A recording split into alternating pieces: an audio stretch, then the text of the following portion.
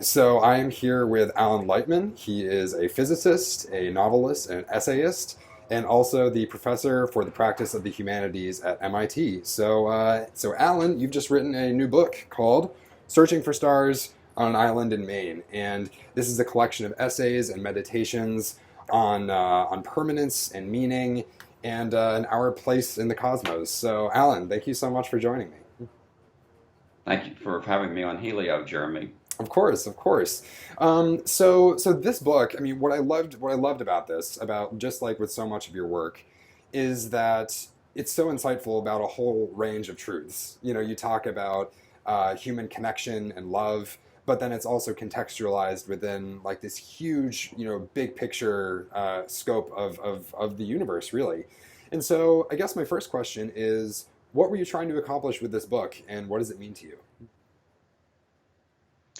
Well, I've been interested for many years in the dialogue between science and religion. Mm, And what what constantly fascinates me is that no matter what new advances science makes, that there is still room for religion. mm, And in fact, I think that science and religion have been the two greatest forces that have shaped human civilization. mm.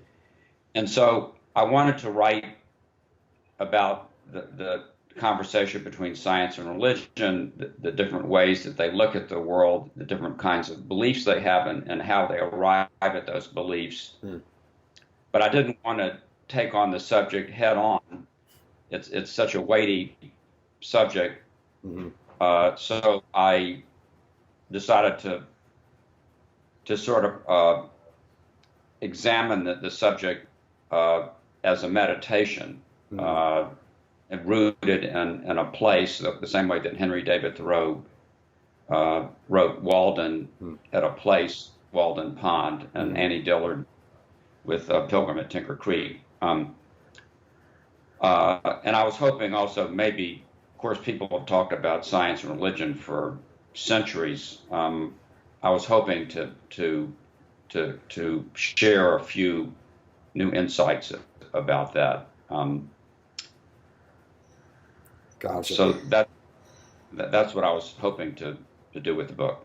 Gotcha. Yeah, well, I think you certainly succeeded. I mean, I thought that every essay provided a really surprising new way of looking at a given topic that I hadn't really thought of before. So thank you for that. And I think, you kick off the book with this really astonishing anecdote, the story of you, looking up at the stars off this island in Maine. I was wondering if you could maybe share that with us. Well, my wife is a painter, and we've been spending the summers on an island in Maine. There are five other families besides us, and I write and she paints during the summer. Hmm.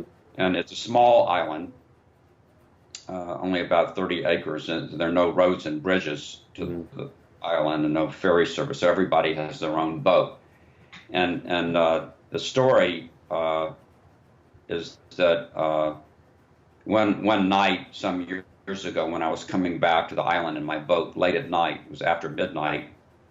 It's a very clear night, and the stars were bristling in the sky. Hmm.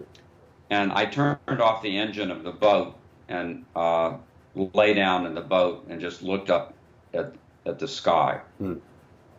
And I felt like I was falling into infinity. Wow. Uh, I felt like I was merging with something much larger than myself. Hmm. I felt that all of time, from the distant past to the distant future, was compressed to a dot. Hmm.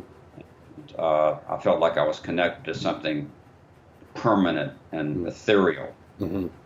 So that's the experience that I had, and it sort of conflicted with my understanding of the world as a completely material place, which is, Right. of course, the scientific view. Hmm. So the rest of the book is sort of working out that conflict, Right. not coming to any conclusions or any resolution, but just sort of pursuing and exploring that interesting conflict between the material and the immaterial. Right. Um, and I think for centuries that human beings have struggled between the material and the immaterial. We've learned through modern science that everything material passes away. Mm-hmm. Atoms, even stars, burn up their nuclear fuel. But Mm-hmm. we long for something that's permanent, Mm-hmm. something immaterial. Mm-hmm. Yeah, that makes total sense. And I was struck in a similar fashion when I read this because I've always had a very scientific view of the world myself, and yet I feel like there are so many things that don't really have easy scientific answers. And if Yeah. anything, I'm kind of grateful for that. And in fact, I think you have this kind of incredible quote at one point in the book where you say the most profound questions seem to have this fascinating aspect: either they have no answer at all, or all possible answers seem impossible. And that I just thought that was brilliant, man. I absolutely loved that because now at the time, right, you were talking about like the Big Bang, right? Like what happened before the Big Bang, and how that's kind of an almost impossible question to ask.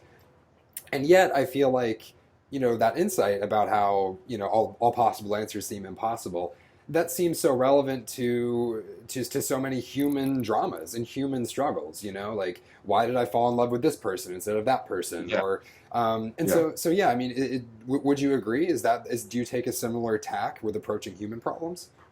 No, I totally agree with you. Mm, I think that science will never be able to give a full explanation of human emotions. mm. And like you, I hope I'm sort of glad that it never does. Yes, yes. I don't want a computer to be able to paint the Mona Lisa either. Right. I don't want a computer to do matchmaking between me and some girlfriend. Uh, and and I think that going back to that night when I was coming back to the island in my boat, and turned off the engine and lay down and looked up at the stars and felt that the transcendent experience, whatever you want to call it. I think that if you had if you connected every one of my 100 billion neurons to a computer and read out all of the electrical impulses from every neuron, Hmm. you still would not have understood the feeling that I had. Right, right. And I totally agree that there is something comforting about that, I think. Um, Yeah. Well, because, we don't want to be reduced to just the numbers. right, exactly, exactly. And I think that's so, and that tension between your materialist worldview and this still belief in the legitimacy of those experiences is so powerful throughout this book.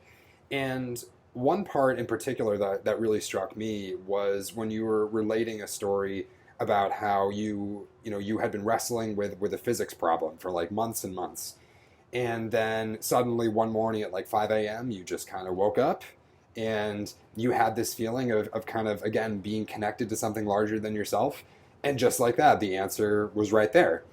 And so I guess my question to you is, with a lot of these quote unquote transcendent experiences, I think it might be tempting for your average materialist to say, oh, well, that's just a trick of the brain, it doesn't really mean anything. And yet, here you are, and here are lots of other scientists saying, well, no, I mean, these transcendent experiences actually do lead me to some sort of important truth. And so it seems like there is a legitimacy to them that isn't just, illusory. I don't know. What do you think about that? Would you agree with that? Well, I agree with what you just said. Uh, the creative process, and I think of the transcendent experience as closely related to the creative process, Mm, is something that we don't really understand. We don't know how the subconscious mind works. hmm. There's a lot of evidence that there is a subconscious mind. Hmm. Uh, uh, I think that neuroscientists call it the default mode of operation Hmm. of the mind. And but we don't know everything that's going on there. And one of the quotations from Einstein that I love the most is he said, "The most beautiful experience we can have is the mysterious. Ooh, yeah. It lies at the cradle of true science and true art." That's great. That's great. And I love that the super rationalist Albert Einstein, sort of the symbol of the scientific mind, honors the mysterious. Hmm. Hmm.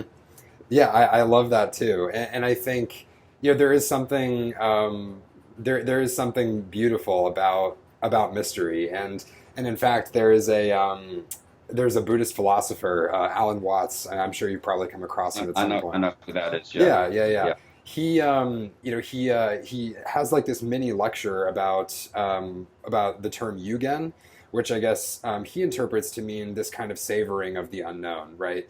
Where it's sort of looking at that forest path that disappears into the trees, and not necessarily walking down it, but just being able to appreciate that sense of like, oh, I wonder where that goes, you know?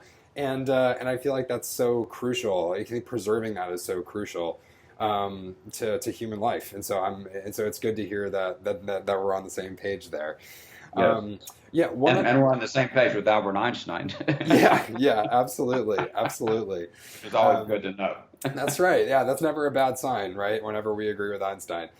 Um, so switching gears slightly, you relate another story in the book, which I thought was really funny, actually, where you talk about how when Galileo was first making some of his discoveries, and he noticed that, hey, the moon has craters on it, and all these celestial bodies that were once thought to be perfect are actually very imperfect. They're just kind of like the Earth and kind of like human beings, really. And that when he first presented these findings to the world, a lot of people totally rejected them, and they even at some points would refuse to even look into his telescopes, right? And I think that's because it was such a dramatic shift of their worldview where they were like, what do you mean, like the stars aren't perfect? Like that was a deeply disturbing thing to them, and so they decided not to even engage with the idea. And that really reminded me of climate change nowadays, and how there is kind of this tough, kind of disturbing truth that we need to confront, and many people are not willing to do so. So I was just wondering if you had any reflections on that connection and how we can maybe encourage people to look into the telescope, so to speak. Yeah. Well, I was thinking that when you said a truth that we don't want to see, I was thinking of the title of Al Gore's book, Inconvenient Truth. Perfect, exactly. Yeah. Um, well, there's over history, there's sort of a sociological result that people don't worry about things that are off in the future. Mm-hmm. Uh, when Mount Vesuvius, Pompeii, that destroyed Pompeii, it erupted a number of times, and people kept, would wait about 20 years, and they would start building their houses on the mountainside again. Yeah. And people keep building their houses in California on the San Andreas Fault Right. because they figure the danger is too far into the future. And this is also why a lot of young people smoke cigarettes, because if you tell them it's going to cut 5 years off your life when you're at age 75, they're not worried about that because it's so far in the future. Right. So we have a sort of a psychological inclination towards the immediate and the now, and things far off into the future we don't worry about so much. And I think that's one of the reasons why it's hard to convince people about climate change. Of course, there are the political issues, there are the business issues, Mm-hmm. That at least in the short run, it costs more money to make factories to reduce their carbon footprint Mm-hmm. and so on. China has figured out that in the long run, and China always thinks in terms of centuries, Sure. unlike they figured out in the long run that it's going to save money to be environmentally responsible. Mm-hmm. But we in the U.S. and some other Western countries, we think in the short term. Um, I think it's going to take more. I hate to say this, but it's going to take more current climate disasters Mm. to convince people that this is a real problem. I mean, Right. you've got, as you know very well, you've got top scientists at the National Academy of Sciences who say that there's no question that human beings are causing climate change, and at some point in the future, although it's hard to say exactly when, we will have gone past the point of no return. Mm. But I think it's not going to register with most of the public until we have more episodes like Hurricane Katrina Mm-hmm. and things of that nature. Right. Yeah, that makes total sense, and I agree. I mean, I know that there was, there's some analogy I heard once to, if you stick a frog in a pot of water that's already boiling, the frog will jump out because the immediacy of that hot water will cause it to just kind of freak out. But if you stick a frog in a pot of water and then very Just slowly slowly. warm. That's exactly right. You slowly warm it up, the frog just stays put and it dies because it doesn't fully realize what's happening just because it's happening so slowly and the urgency isn't quite there. And Yeah. so, And the thing is, I love that analogy. And just to complete it, if you had a scientist frog who, who came and told the first frog that was in the pot of very slowly warming water, I've done some theoretical calculations, and in 3 years, this water is going to be so hot it's going to kill you. right. The first frog would say, "Oh, go back to your calculations. You Yeah, had a good time. right. I mean, the Got a water is bottle, fine. Yeah, got a yeah, bottle of wine in here." yeah. Uh, Amazing. Yep, yep. Well, I wish that analogy wasn't so perfect, and yet it is, unfortunately. it's a great analogy. I love it. Thank It you. is. Yeah, hey, thank you. Well, that's great. So bring it back to the book for a second, and also something that you mentioned earlier. I thought it was really interesting when you were talking about the relationship between meaning and permanence, and how, in your view, as with so many other people, it seems that something can only be meaningful if it really sticks around for either for an eternity or at least for a very long time. Right. And uh, and I thought that was so interesting because on the one hand, I can totally see that, especially when we think about our own lives. What does my life even mean anything if I'm going to die one day? Um, and yet, on the flip side, I found that the opposite can kind of be true as well, or at least it can feel that way. For example, like let's say I'm on the subway. I live in New York City, and I just kind of exchange a friendly smile with a busker playing music, on the platform.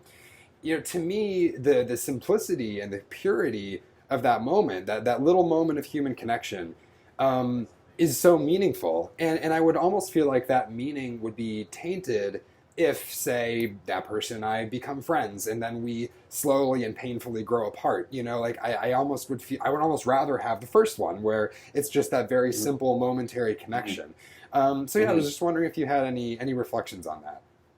Well, I totally agree with you that moment between you and the musician is meaningful. Mm, Um, but I think the issue is that when many of us, and I'll include myself here, think of our life as a whole. mm, I'm a lot older than you are, and so I'm beginning to think of my life as a whole. I'm beginning to see the full arc, the full trajectory of my life. hmm I have a tendency to think that that for my life to have meaning, I have to have done things that last a long time. Mm-hmm. And it's true that those moments, seeing the musician playing on the platform, are very pleasurable. But when I think of my life as a whole, I think about uh, what have I done that will last, Mm-hmm.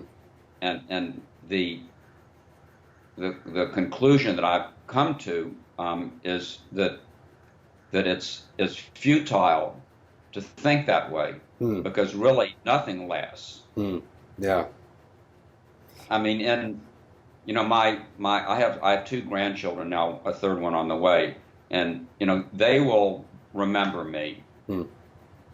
Their children might have pictures of me and might know something about me. Mm-hmm. So that now we're talking about my great grandchildren. Mm-hmm. But by the time you get to great great grandchildren, which might be 75 years or 100 years from now, Mm-hmm. there will be very little trace of me. Mm. And by the time you get to 300 or 500 years or 1,000 years, nothing that I do will be around at that time. Mm. So the the belief or inclination that I've had that for something to have meaning, it has to last a long time. It's a futile or aspiration. Right. Uh, and so what are you left with? If you're trying to make meaning of your life, what are you left with? I think that you're left with your encounter with the musician on the platform. Yeah. Yeah.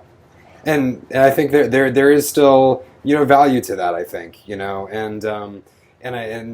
reminds me of a line from Walt Whitman, where he says, the powerful play goes on, and you may contribute a verse. Right? Are you familiar with that poem at all? Yes, I know Yeah. that. Yeah. Oh me, oh life, I think it was.